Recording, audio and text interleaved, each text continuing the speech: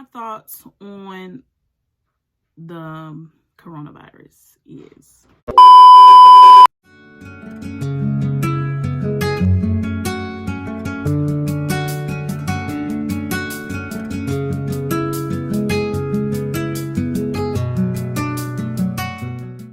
I understand that everyone is afraid.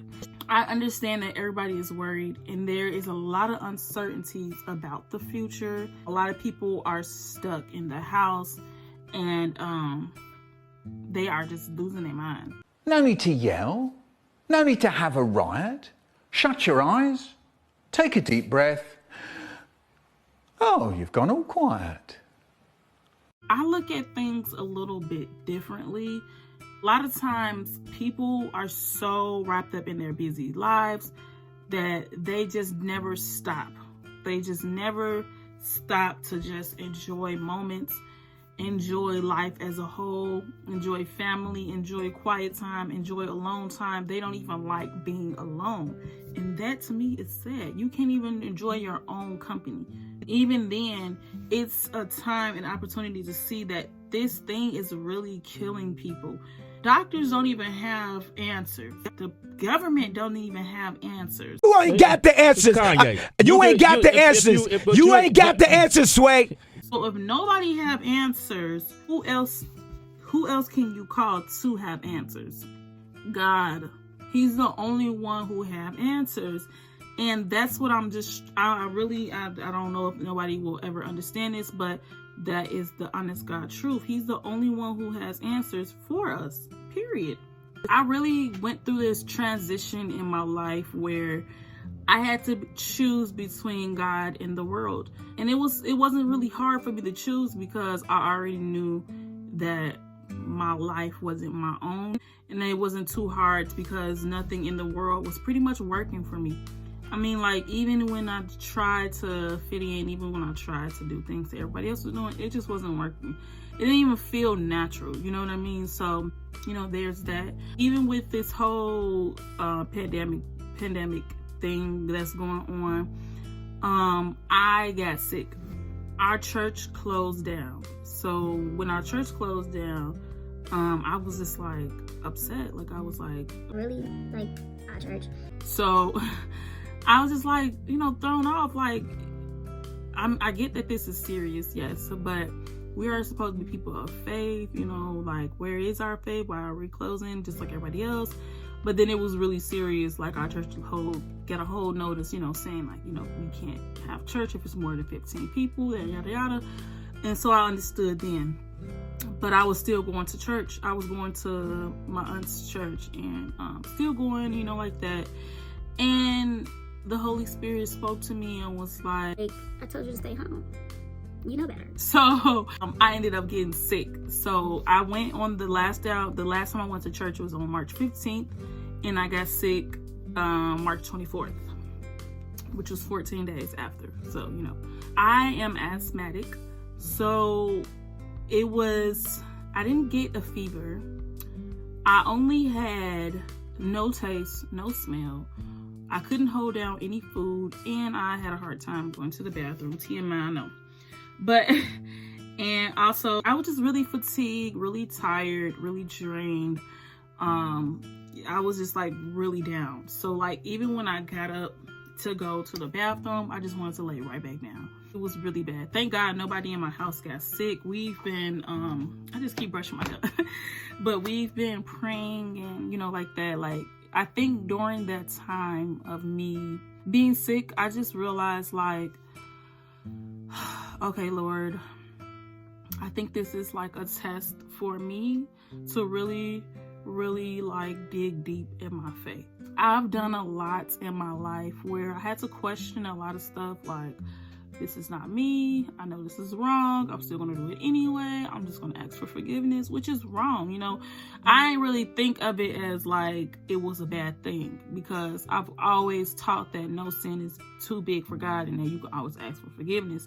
So whenever I used to do stuff, the first thing I did was ask for forgiveness. I just felt like whatever I did, it didn't really matter, which was the worst thing to do and to think.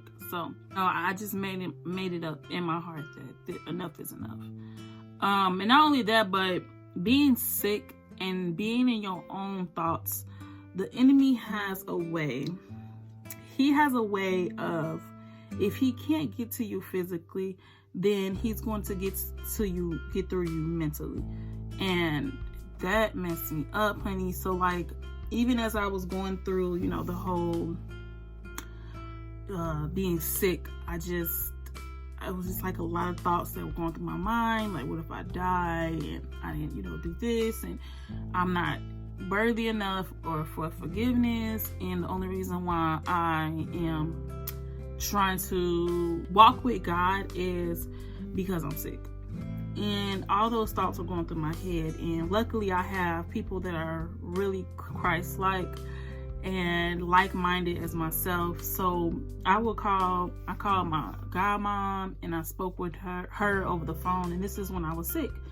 And she just basically told me that everything that I was feeling was good, that during your transition, your walk, that you are going to feel like this, you know. Every day I would get up and I would read my word, and I was just, I never really read my physical Bible in a very long time. I will only read it on my phone, you know, the Bible app and stuff like that. So I haven't really gotten into the physical Bible in a really long time.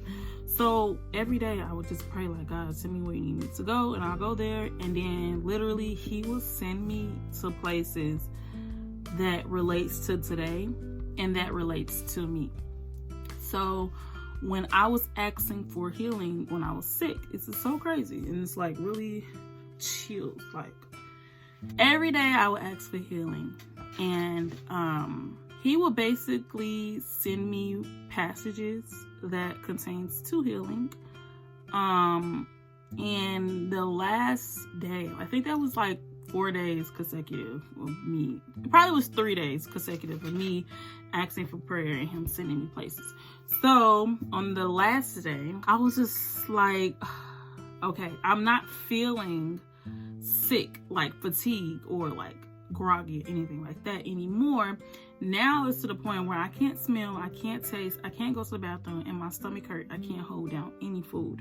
I said, okay, enough is enough. So I cannot make this up. I read about a woman in the Bible whose daughter was possessed. And Jesus and his disciples were walking through a town, and basically, you know, they were going there just to, you know, I guess heal sick people, or they were just doing good works, basically trying to let people know that he was here and he, you know, he was trying to do something good. Basically, the woman just kept, I guess, pestering them, you know, like, God, please, please. So they was like, lady, go about your business, you know, like, he got things to do. And he said it too, you know, and he basically was like, you are like a dog. Not saying she was a dog, but he was like, you are like those dogs who only want bread and ain't gonna go about their way. You know how like a dog just sitting there begging, want your food with their mouth open, and they get the bread and they go back in their corner and they just eat their food. He felt like, you just want a blessing from me or healing from me, and you gonna go about your way, and that's it. And she was like, no, that's not it. I believe that you can heal her. First of all, she called him Lord. So the people of that town, I guess they didn't know that he was who he said he was. So she called him Lord. That was one. She honored him by calling his name. 2, she knew who he was. So she was just like, even if you were to eat that bread and crumbs were to fall from your mouth as you was eating, I'll take that. I don't even need the whole piece of bread. I just need some crumbs. Whatever it is that you can give, I will take it. So just from her having that much faith, that I don't even want the whole thing. Just give me a little, anything that you can give, that you can spare, I'll take it. So just for her having that much faith, he healed her daughter within the hour. When I read that, it was like she kept coming to him, asking him for faith. They only gave me confirmation that I too can get healed too. I just had to have enough faith, or just a little bit of faith, to receive it. So what I did was, once I read it and I wrote, you know, the things that I, you know, basically got from it, I prayed. And when I prayed, it was crazy. When I prayed, I basically was like, okay, God, you healed this lady. She had little faith. She had a lot of faith, actually. But the fact that she came to you and she kept coming to you for healing, you did it for her. Why can't you do it for me? Basically sacrificing the things that I thought were okay. And I believe that your word is true. I believe everything that you say is true. So if you did it for her, can you do it for me? I want to breathe the breath of life. I want to taste and see what you have for me. Clear my airways. Allow me to eat. And allow me to go to the bathroom. Like, I need to go to the bathroom. and I believed it. You know, I literally believed it. Every being in my body was like, it's going to happen. And I didn't just do it just because. I did it because I knew, you know, like I just knew it. So as soon as I said amen, I kid you not, it was like, I can't even explain it. It was like, not even that. I'm just being dramatic, but that's probably what it was in the spiritual eye, like, because I had to go to the bathroom. I went to the bathroom by myself, and I'm like, oh my God, I actually boo-boo. You know, and then I went to the bathroom. I said, okay, this is also a test. If I was able to go to the bathroom, the next test is to see if I could smell. So what I was doing every day was putting eucalyptus oil in the water and like letting it steam and get all in my face. So I did it, and I was able to smell the eucalyptus oil. I was like, really? And I was able to smell it. So I did another test when I was able to taste the applesauce. I was eating applesauce. That's why I'm like a little bit iffy about applesauce, because I just ate it too much. But I went and ate the applesauce, and I was able to taste it. I mean, I was just like blown away. I went and told my sister, like, yo, I'm able to taste applesauce. She was like, okay. So I'm like, no, that's a big deal. Like, applesauce, like, yeah, I can taste it. Okay, so I was kind of shocked that it happened. But I wasn't shocked that it wasn't going to happen. It was just the fact that he heard me, you know, for a long time in my prayers and the way I was living. I felt like he didn't hear me. I felt like my prayers weren't being answered. I felt like it was just silent for a long time. And I think it was because of me and because I wasn't trying to hear what he had to say to me. For a long time, I prayed, and it was just like, you know, maybe it'll work, maybe it won't. It was just because of my faith and how much faith I had that it didn't work. But the fact that it happened, that's amazing. So even now, you know, I still have like trouble breathing and stuff like that, but I don't question nothing.